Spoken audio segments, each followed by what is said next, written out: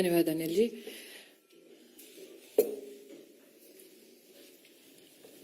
पांच जनवरी को आप सबके सम्मुख पंजाब में प्रधानमंत्री जी की सुरक्षा को भंग होते देख भारतीय जनता पार्टी की ओर से मैंने कांग्रेस सरकार के और कांग्रेस के नेतृत्व के समक्ष कुछ प्रश्नों को प्रस्तुत किया था। आज मुझे ये कहते हुए आनंद की अभिभूति नहीं होती कि एक टेलीविजन नेटवर्क ने जिन प्रश्नों को मैंने प्रस्तुत किया उनके कुछ चिंताजनक परिणाम राष्ट्र के सम्मुख प्रस्तुत किए हैं। पंजाब पुलिस अधिकारियों के बयान एक राष्ट्रीय न्यूज चैनल पर सच को उजागर करते हैं। पंजाब पुलिस के एक अधिकारी का ये वक्तव्य कि प्रधानमंत्री की सुरक्षा भंग होने की वो सूचना वरिष्ठ अधिकारियों को पंजाब के प्रशासन, पंजाब की कांग्रेस सरकार को देते रहे, लेकिन सरकार की ओर से कोई भी ऐसा हस्तक्षेप जो प्रधानमंत्री जी को सुरक्षित कर सके, ऐसी कोई भी कार्रवाई पंजाब की कांग्रेस सरकार ने नहीं की। मैं अपने प्रश्नों को दोबारा दोहराने के साथ साथ एक नया प्रश्न उसमें जोड़ती हूं। डीजीपी ने क्यों पूरी की पूरी व्यवस्था और रूट सुरक्षित है, ऐसा संदेश प्रधानमंत्री जी की सुरक्षा टीम को दिया? पंजाब के वो कौन कांग्रेस की सरकार के आला अधिकारी हैं जो इस सूचना, इस अलर्ट के बावजूद प्रधानमंत्री जी को सुरक्षित करने के लिए कोई भी कदम नहीं उठा रहे थे? पंजाब के आला अधिकारियों को कांग्रेस की सरकार के किस नेता ने आदेश दिया कि पंजाब में प्रधानमंत्री की सुरक्षा को खंडित किया जाए? ये दुर्भाग्य की बात है कि कांग्रेस के नेता इस गंभीर परिस्थिति को किसी न किसी हास्यास्पद तरीके से छोटा करने का प्रयास कर रहे हैं। पंजाब पुलिस के अधिकारियों का बयान देना कि बार बार उनकी कोशिशों के बावजूद कांग्रेस पार्टी के नेतृत्व ने जानबूझकर प्रधानमंत्री को एक असुरक्षित माहौल में रखा, ये न सिर्फ निंदनीय है बल्कि दंडनीय भी। Ladies and gentlemen of the media,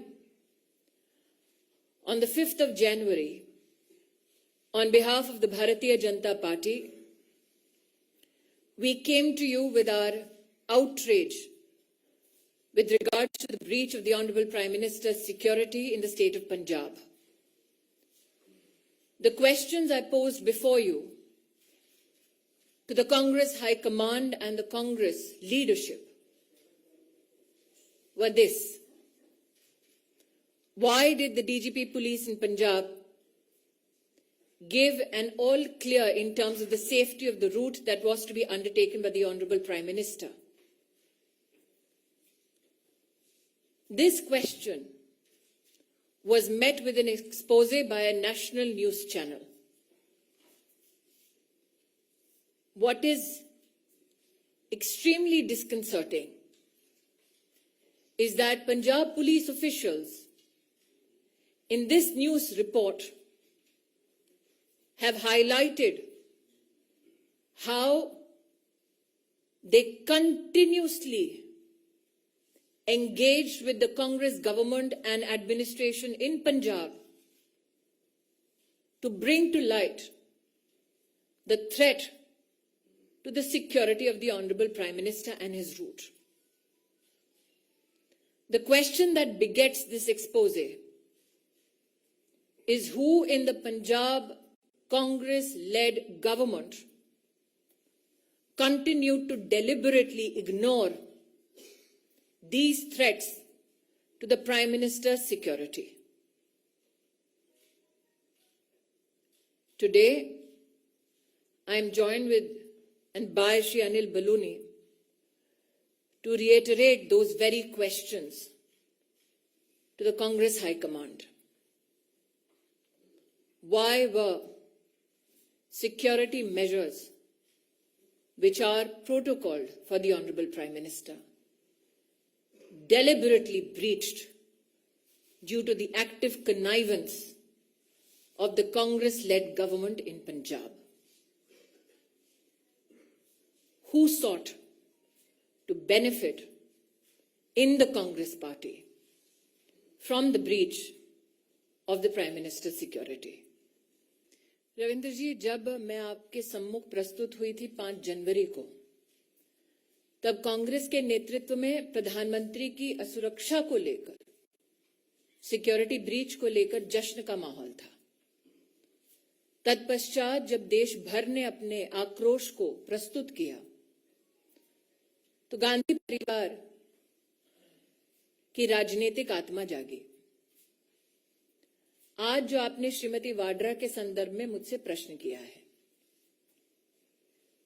मुझे ज्ञात है कि उन्होंने स्वयं एक इंटरव्यू में इस बात को कबूला कि पंजाब के मुख्यमंत्री ने उनको ब्रीफ किया प्रधानमंत्री की सिक्योरिटी ब्रीच के संदर्भ में।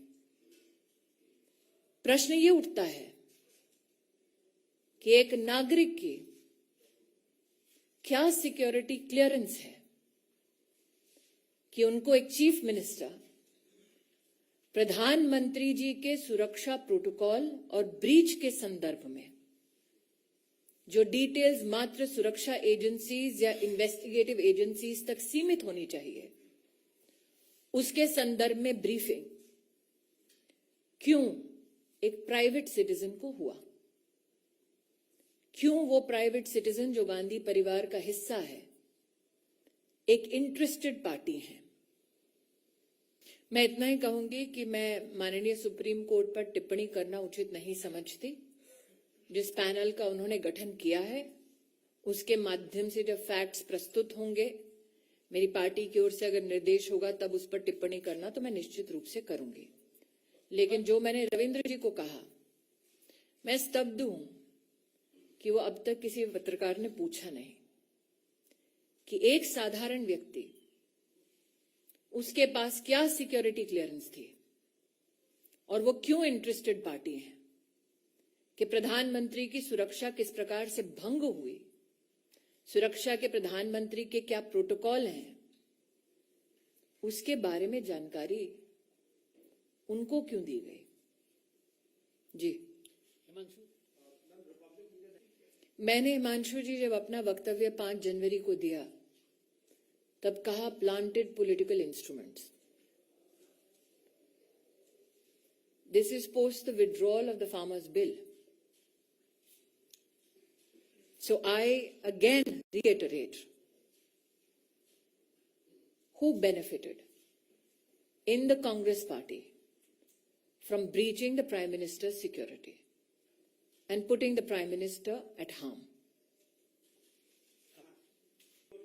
Are you surprised that the Congress High Command does not speak against those who seek to disintegrate India? Are you surprised that the Congress leadership will not take a position against those who seek to break India?